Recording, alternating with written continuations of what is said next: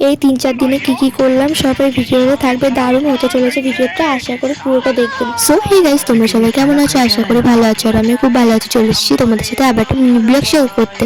না না, এটা মিনি ব্লগ না, এই ব্লগে আমি কিছুই বলবো না, তোমরা দেখলেই সব কিছু বুঝতে পারবে।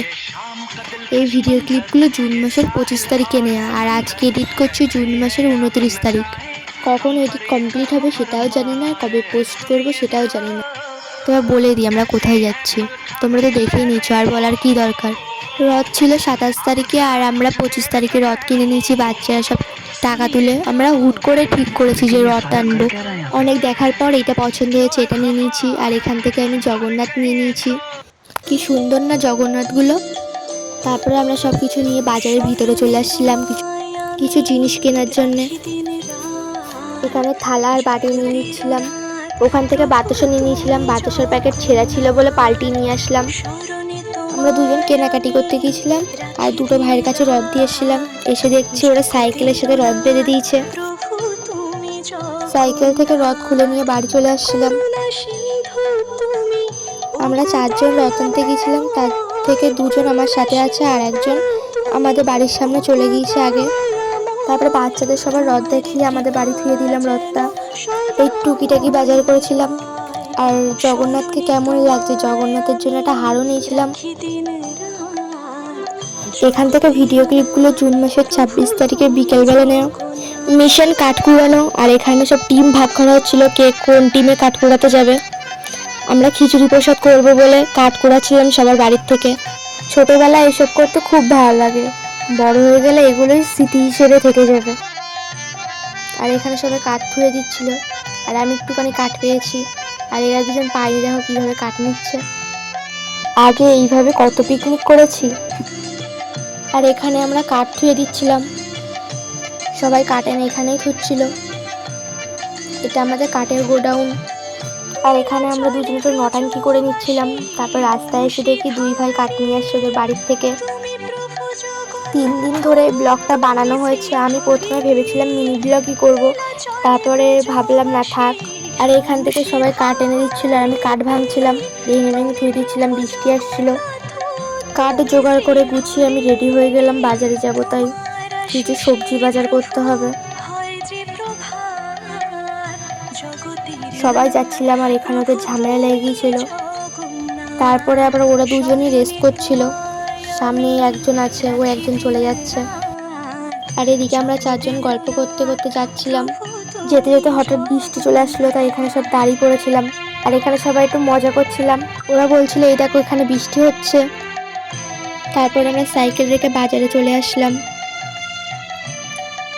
আর এখানে সবাই ডিসাইড করছিলাম কি কি কিনবো। কেনা হয়ে গেলে ওই দুটো দাদু বলছে যে আমাদেরকেও একটু দেখা, তাই দেখাচ্ছিলাম।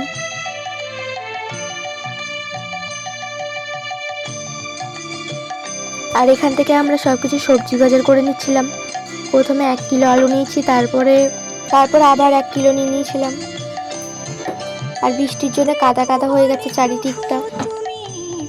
তারপর সব সবজি বাজার করা হয়ে গেলে মুদিখানার দোকানে চলে আসলাম। তেল ঠেল আর যা যা লাগে ওগুলো নিয়ে নিচ্ছিলাম এখান থেকে। আমি কি একটা বলছিলাম ঠিক মনে নেই। তারপর ওই দোকানে কি একটা ছিল না বলে এই দোকান থেকে নিচ্ছিলাম।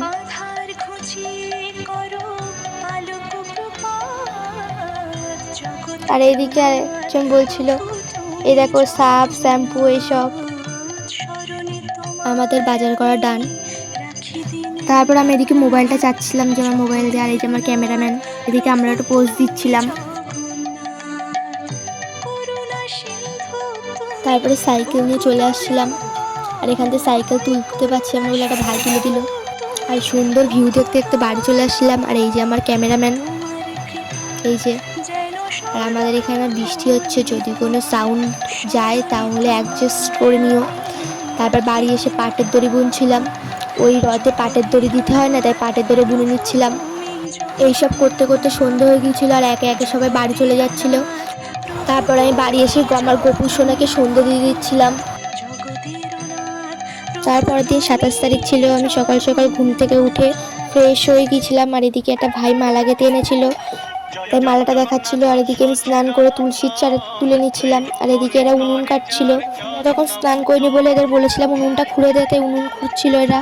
আর এদিকে এরা কাটছিল। আর আমি আর এই লাল জামা যে ছেলেটা না, ও এসে রথ মুছছিলাম, গুছাচ্ছিলাম।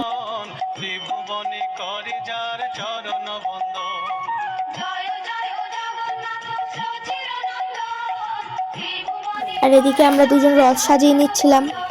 দুপাশে দুটো তুলসীর চারা দিতে হয়, তুলসীর চারা দিয়ে আরো বেশি ভালো লাগছিল।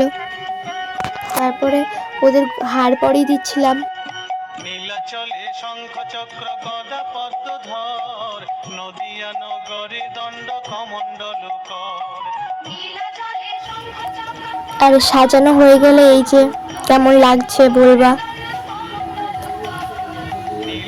আর এদিকে আমি সব পোশাক টোশাক গুছিয়ে নিচ্ছিলাম। তারপর সবাই স্নান করে রেডি হয়ে চলে আসলো।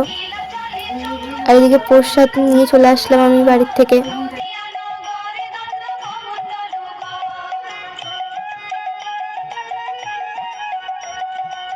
এদিকে সবাই নাচানাচি করছিল।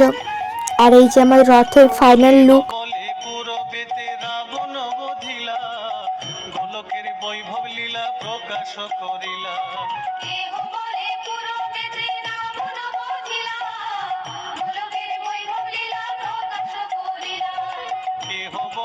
আর এদিকে সবাই লাইন দিয়ে দাঁড়িয়েছিলাম, এদিকে পুজো হচ্ছিল। আমরা ছোটরা মিলে পাড়ায় রথ বের করলাম, আগেও হয়েছে কিন্তু অনেক বছর পর আবার রথ বের করলাম।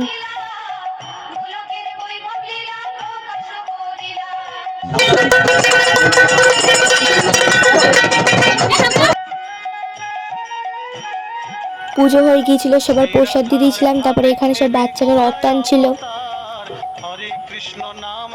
তারপর আমাদের কষ্ট হয়ে গিয়েছিল অনেকটা রথ টেনে, তাই এখানে বসেছিলাম। তারপরে আমিও একটু রথ টেনে নিলাম, তারপরে কোলে তুলে নিলাম। প্রায় 2-3 ঘন্টা রথ টেনেছি।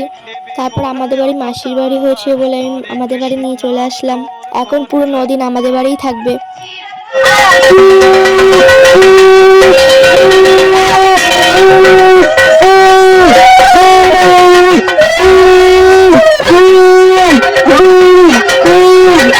আর এখানে ভগবানের কাছ থেকে ক্ষমা চেয়ে নিচ্ছিলাম, যদি কোনো ভুল ত্রুটি হয় তাহলে ক্ষমা করে দিও। তারপরে এমন করতে করতে সন্ধে হয়ে গিয়েছিল, তারপরে সন্ধে দিয়ে দিচ্ছিলাম, সব ফুল টুল ফেলিয়ে দিয়ে নতুনভাবে রাখছিলাম।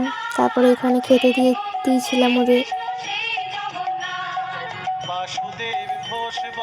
ওইদিকে আমার গপুকেও দিয়ে দিয়েছিলাম খেতে।